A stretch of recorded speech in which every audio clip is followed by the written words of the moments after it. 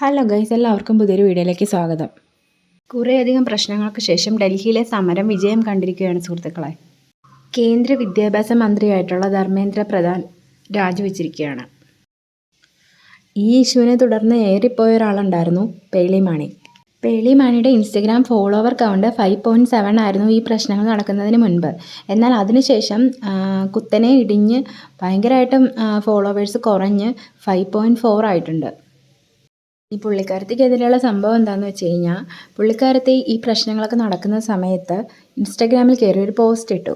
എന്തിനാ മക്കളെ നിങ്ങളിങ്ങനെ സമരമൊക്കെ ചെയ്ത് കഷ്ടപ്പെടുന്നത്, പോയി വീട്ടിൽ പോയി ഇരിക്കുക എന്ന് പറഞ്ഞിട്ടൊരു പോസ്റ്റ് ഇട്ടു. പേളി തൻ്റെ ഇൻസ്റ്റാഗ്രാമിലിട്ട ആ പോസ്റ്റ് ഞാനിവിടെ വയ്ക്കാം.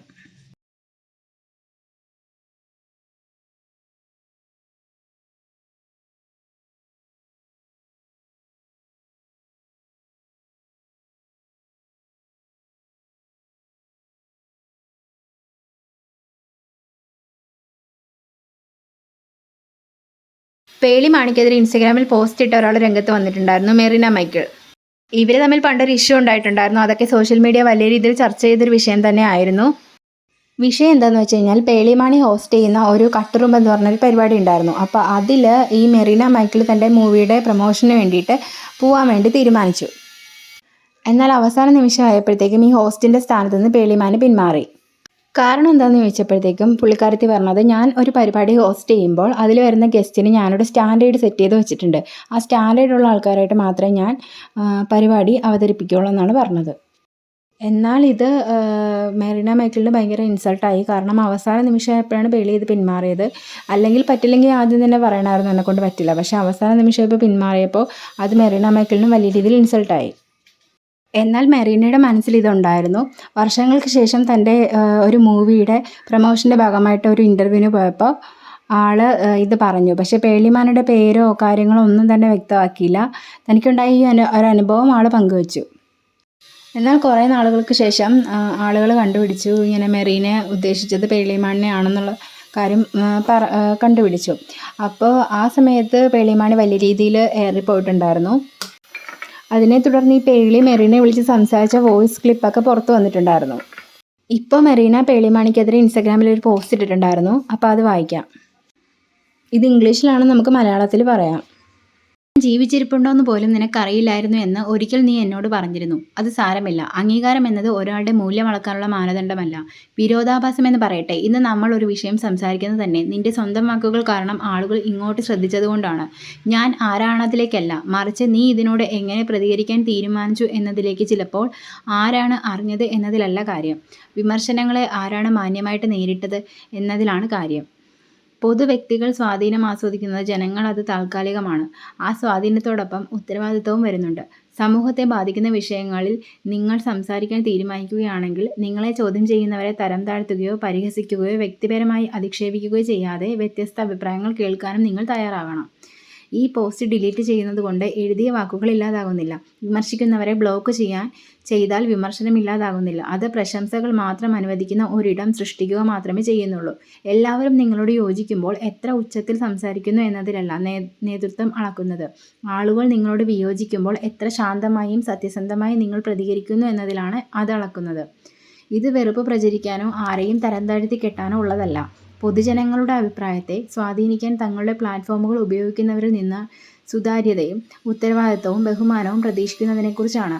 നിങ്ങളുടെ നിലപാട് ശരിയാണെങ്കിൽ അത് വസ്തുക്കൾ വെച്ച് ന്യായീകരിക്കൂ, വിഷയത്തെ അഭിസംബോധന ചെയ്യൂ, ചോദ്യങ്ങൾക്ക് മറുപടി നൽകൂ. അല്ലാതെ ചോദ്യം ചോദിക്കുന്ന വ്യക്തിയെ ആക്രമിക്കരുത്.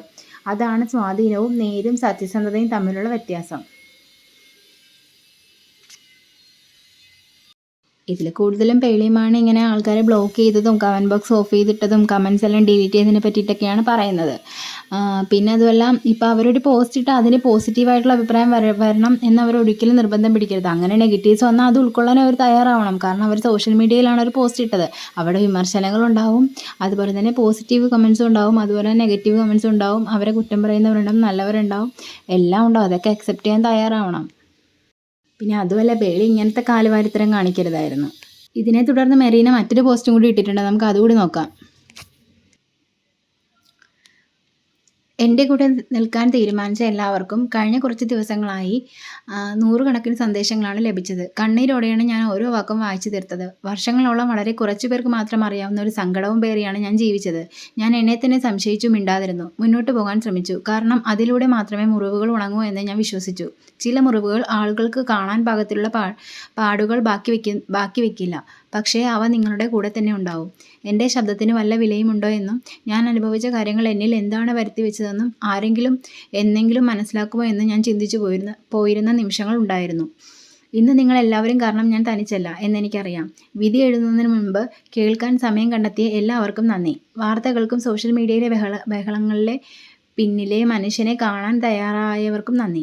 അനുകമ്പ ഇപ്പോഴുമുണ്ടെന്ന് വർഷങ്ങളെടുത്താലും സത്യത്തിന് അതിൻ്റേതായ ശബ്ദം കണ്ടെത്താൻ കഴിയുമെന്നും നിങ്ങളുടെ കരുണ എന്നെ ഓർമ്മിപ്പിച്ചു. ഈ തലമുറ ധൈര്യത്തോടെ സംസാരിക്കുന്നത് കാണുമ്പോഴാണ് എൻ്റെ മനസ്സ് പ്രത്യാശ കൊണ്ട് പ്രയാസമേറിയ ചോദ്യങ്ങൾ ചോദിക്കാനും ഉത്തരവാദിത്തം ആവശ്യപ്പെടാനും പ്രശസ്തി ഒരിക്കലും ദയയ്ക്കും അടിസ്ഥാനപരമായ മനുഷ്യത്വത്തിനും മുകളിലല്ലെന്ന ലോകത്തെ ഓർമ്മിപ്പിക്കാനും മടിക്കാത്ത യുവാക്കളെ ഞാൻ കാണുന്നു. അതെനിക്ക് വലിയ പ്രതീക്ഷ നൽകുന്നു. ഇതൊരിക്കലും ഒരു പ്രതികാരമായിരുന്നില്ല, ആരെയും താഴ്ത്തിക്കെട്ടാനും ആയിരുന്നില്ല. നമ്മൾ പറയുന്ന വാക്കുകൾക്ക് പ്രത്യാഘാതങ്ങളുണ്ടെന്നും മറ്റുള്ളവരുടെ മുൻപിൽ എത്ര നിസ്സാരമാണെന്ന് തോന്നിയാലും ഓരോ മനുഷ്യനും ആത്മാഭിമാനത്തോടെ ജീവിക്കാൻ അർഹതയുണ്ടെന്നും തിരിച്ചറിയാൻ വേണ്ടിയുള്ളതായിരുന്നു ഇത്. അഹങ്കാരത്തിന് പകയും ദയയും, അഹംഭാവത്തിന് പകരം സഹാനുഭൂതിയും, സ്വാധീനത്തിന് പകരം ഉത്തരവാദിത്വവും തിരഞ്ഞെടുക്കുന്നതിനെക്കുറിച്ചുള്ള ഒരൊറ്റ ചർച്ചയുണ്ടെങ്കിലും ഉണ്ടാക്കാൻ എൻ്റെ അനുഭവങ്ങൾക്ക് കഴിഞ്ഞിട്ടുണ്ടെങ്കിൽ ആ വേദനാജനകമായ വർഷങ്ങൾ വെറുതെയല്ല എന്ന് ഞാൻ കരുതുന്നു. എൻ്റെ കൂടെ നിൽക്കുകയും എന്നെ പിന്തുണയ്ക്കുകയും എനിക്ക് വേണ്ടി പ്രാർത്ഥിക്കുകയും ഞാൻ നിന്നെ വിശ്വസിക്കുന്നു എന്ന് പറഞ്ഞ് സന്ദേശം അയക്കുകയും ചെയ്ത എല്ലാവർക്കും നന്ദി. നിങ്ങൾ എന്നെ പിന്തുണയ്ക്കുക മാത്രമല്ല ചെയ്തത്, വളരെ കാലമായി എന്നെ വേട്ടയാടുന്ന മുറിവുകളെ ഉണക്കാൻ കൂടി സഹായിക്കുകയായിരുന്നു. നിങ്ങളുടെ സ്നേഹം ഞാൻ എന്നും മനസ്സിൽ സൂക്ഷിക്കും. പൂർണ്ണ ഹൃദയത്തോടെ, മറീന മൈക്കിൾ, കുരിശിങ്കൽ. അപ്പോൾ ഇതായിരുന്നു അവരുടെ രണ്ടാമത്തെ പോസ്റ്റ്.